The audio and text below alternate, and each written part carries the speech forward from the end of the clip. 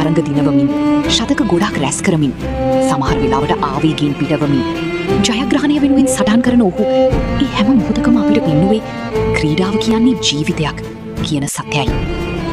ඔහු දඩප්පරයි. ඔහු ආවේගශීලී. නමුත් ඒ හැම දෙයක්ම තිබුණේ ක්‍රීඩාවට තියෙන අසීමිත ආදරය නිසා.